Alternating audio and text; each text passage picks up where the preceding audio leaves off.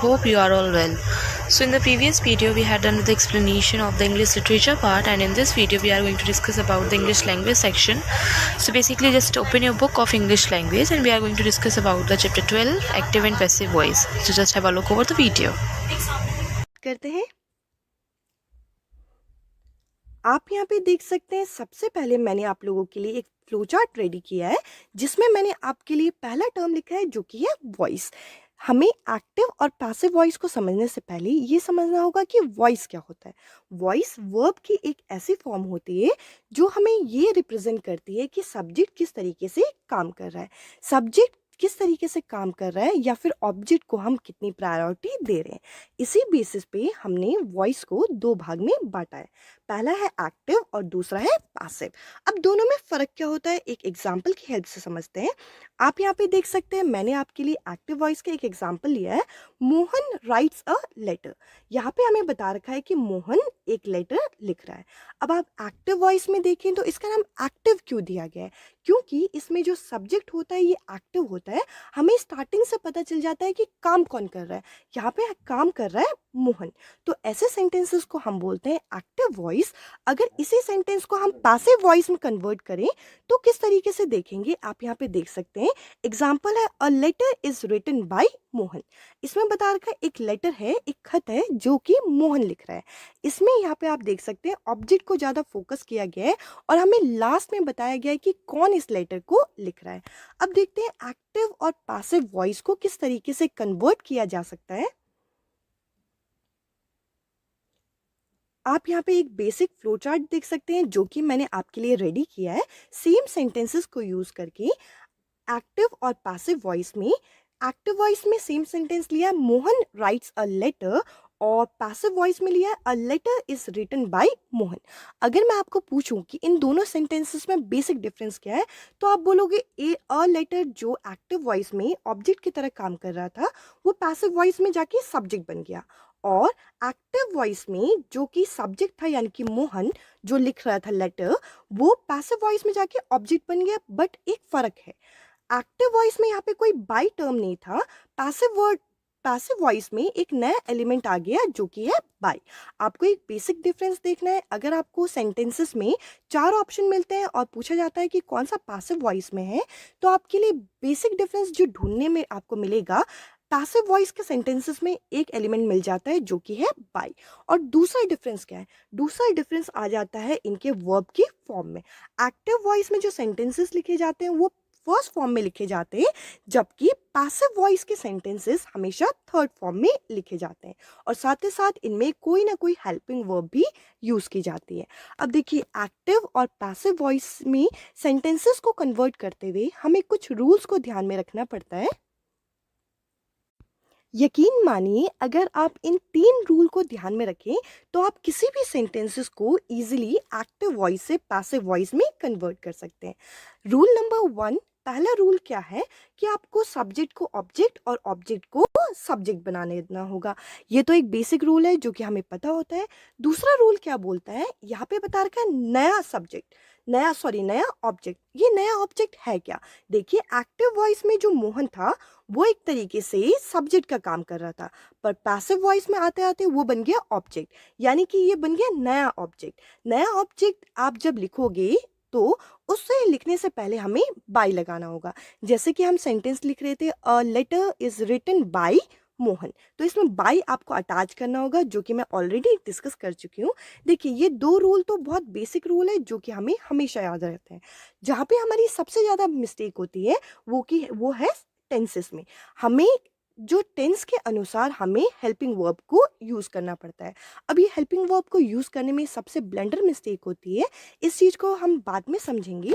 पहले हम समझते हैं कि कुछ सेंटेंसेस को कन्वर्ट करते हुए हम लोगों को सब्जेक्ट से ऑब्जेक्ट या ऑब्जेक्ट से सब्जेक्ट बनाते हुए हमें क्या क्या यूज़ करना पड़ता है।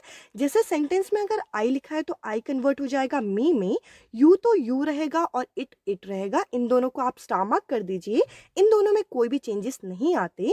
शी बन जाएगा ह, दे बन जाएगा देम, वी बन जाएगा अस, ही बन जाएगा हिम और हु बन जाएगा हुम। आप चाहें तो इसकी स्क्रीनशॉट ले सकते हैं।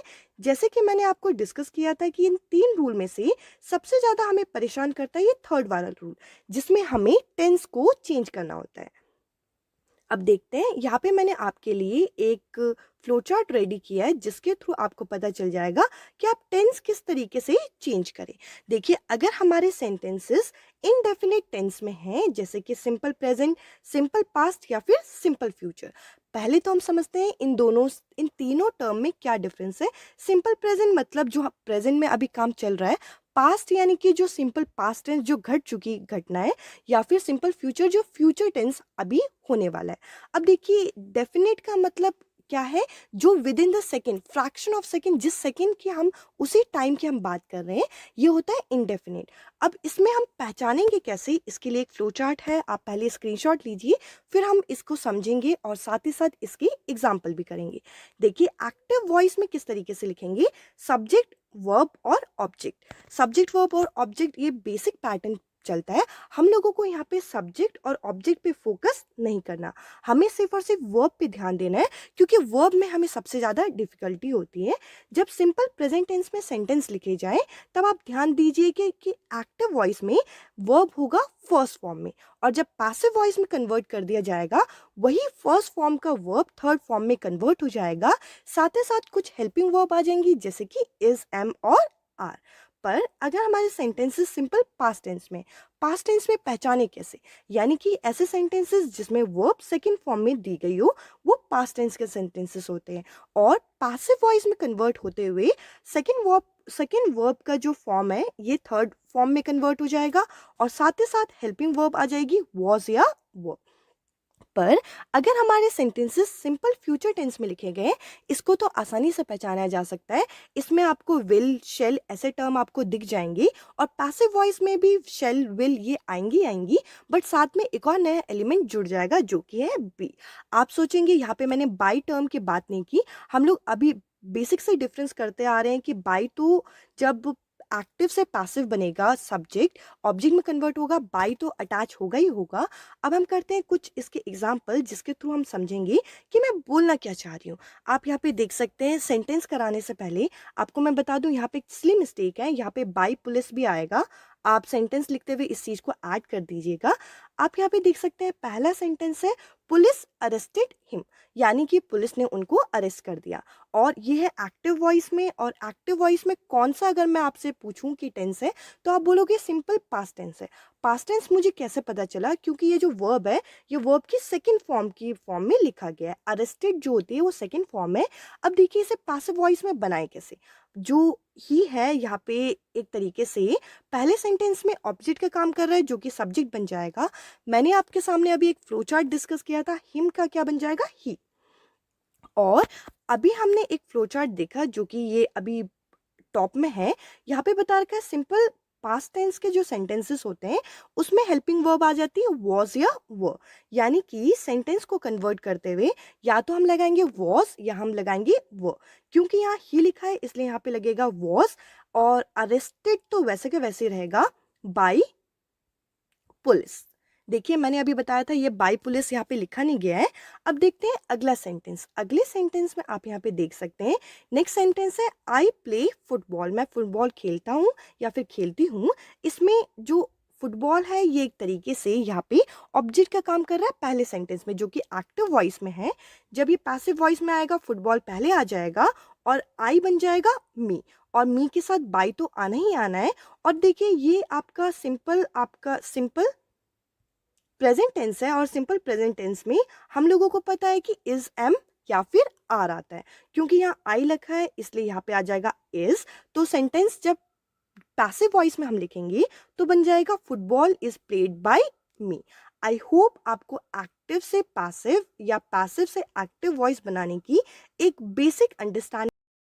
So students, I hope you all enjoy the video, and for your home assignment you should complete A or B exercise, and just stay home, stay safe, stay away with COVID-19. Thank you and have a nice day. Take care. Bye bye.